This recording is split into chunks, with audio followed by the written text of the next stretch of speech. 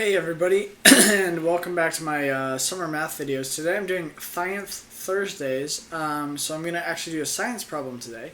And this one's going to be kind of a multi-piece problem about kinetic energy.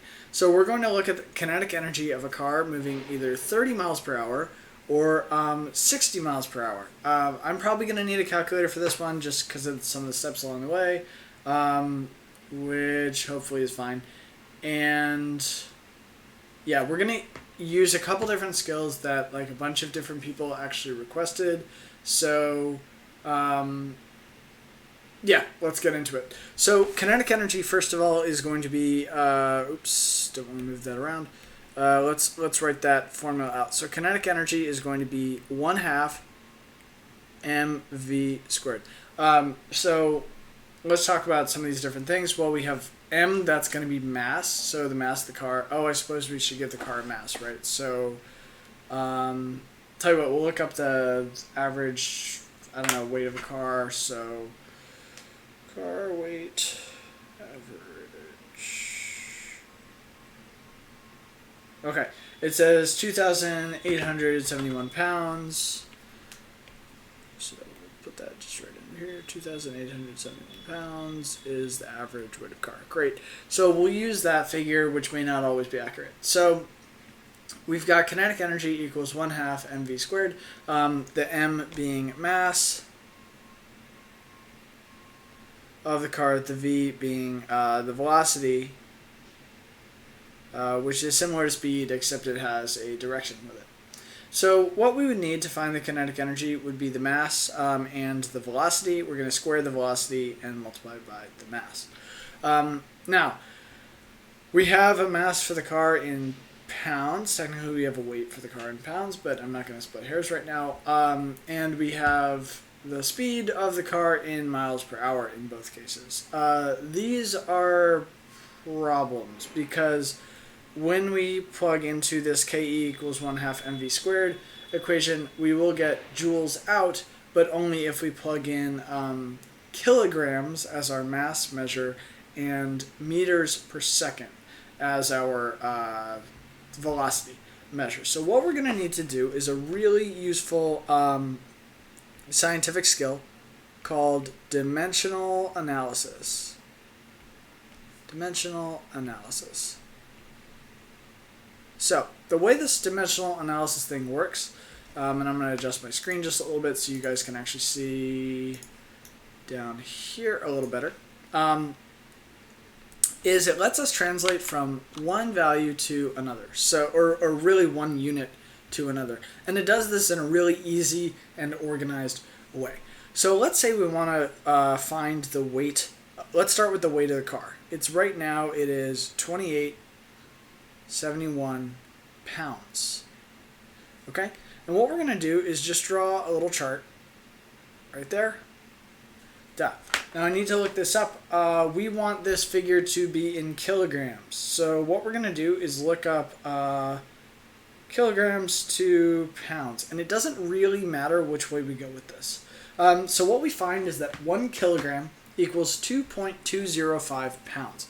Now, we would like to get rid of pounds. So what I'm going to do is put 2.205 pounds on the bottom and 1 kilogram on the top. Now the reason I'm doing this, and I actually probably should just write that in blue as well, 1 kilogram on the top. So the reason I'm doing this is because the pounds will now cancel. I have pounds on the top of this fraction, pounds on the bottom of this fraction. So those are going to go away, and the only unit we're going to be left with is kilograms. So when we multiply this out, and again, this is one of the times today that I would like to use a calculator. So I'm going to multiply 2871 by 1 on the top. So actually that's pretty easy. Don't need a calculator for this step. That should give me 2871 over 2.205, and the units are going to be kilograms. Now, this part I do need to probably plug into my calculator because I don't really want to do that math out by hand, and it looks like it gives me about 1,302.04 kilograms. We can keep that number rounded as is for now. The next thing we're going to need to do is, well, actually more dimensional analysis. So that gave us the mass. And now we need to find V1 and after that V2. So we're going to start with V1. V1 and V2 we're going to find the same way. And actually, well, we'll get to a strategy we could use to find V2 after we're done finding V1. So we're going to have to set up our chart again. I'm just going to draw the line preemptively. And we start with 30 miles per hour. So per hour is telling me that there's a fraction there, and what I'm going to go ahead and do and say, okay, 30 miles over 1 hour. So this is how fast the car is traveling. For every 1 hour, it's going 30 miles. We'd like this to be in meters per second. So what I'm going to do is go from miles to kilograms first. I said miles to kilograms. I meant miles to kilometers. Okay, and it turns out that 1 mile is 1.609 kilometers. So I want to get rid of mile, so I'm going to put that on the bottom. And I would like to wind up in kilometers, so I'm going to put that on the top. Now, last time we wrote our 1 ratio and we were done, but this time, even if I do this cancellation, now I'm in kilometers per hour, which is still not what I want. So what I'm going to have to do here, and let me just move the screen just a little bit so you guys can see this better.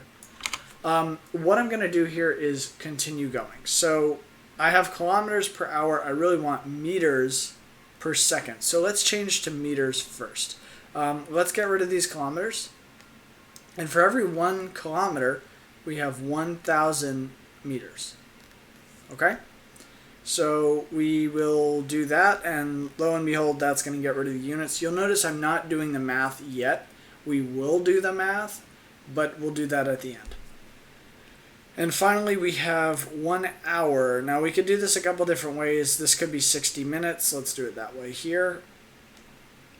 Oops, wanted that to be a black line. And then, so that gets rid of hours.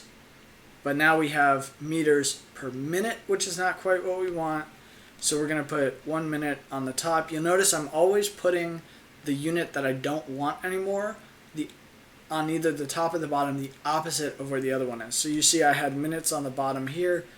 I get rid of minutes on the top there, and that is 60 seconds.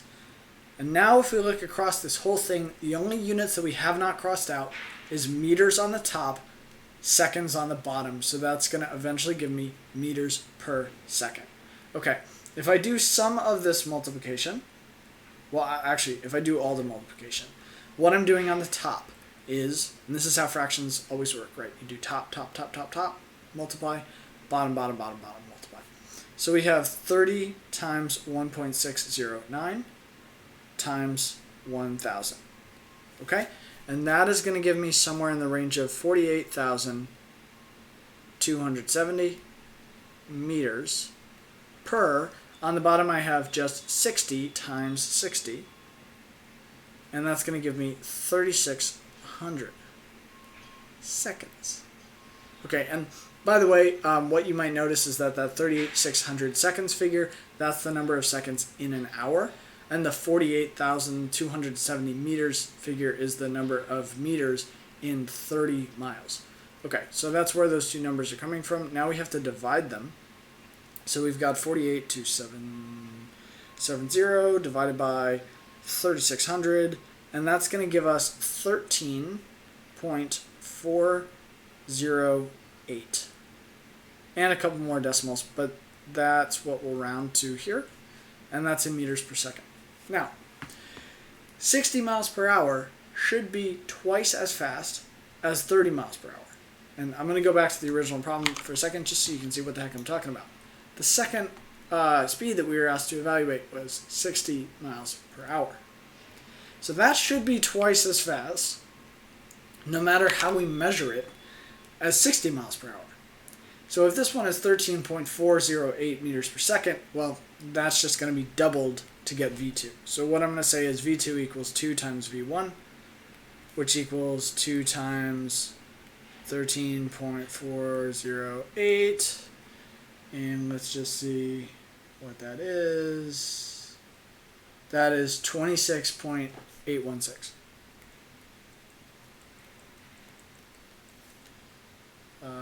And again, meters per second. I don't know why I did all that in red. That was probably kind of silly. Okay, so now we've actually done our dimensional analysis. We're done with the dimensional analysis, and we can move on to part 2. Finding KE1 and KE2. Now what we're doing here is finding the kinetic energy of the car that's going 30 miles per hour, then finding the kinetic energy of the car that's going 60 miles per hour. One might imagine that these are going to be, one, like in the previous problem, one's going to be double the other. That actually doesn't pan out, and we will see why in a second. So I'm going to move this up just a little bit so that I can still see some of the numbers, but we actually have room to write this. So let's look at KE1. KE1 is going to be 1/2 times the mass of the car times V1 squared. Okay? Well, we have the mass of the car. It is, so we'll plug that in. So we have 1/2 times the mass of the car is 1302.04 kilograms. Somebody's just honking out there. I don't know who it is. And we're going to multiply by V squared, and the V is 13.408. We're going to square that. Okay, I'm going to do most of this at once. So what we'll see is 13.408.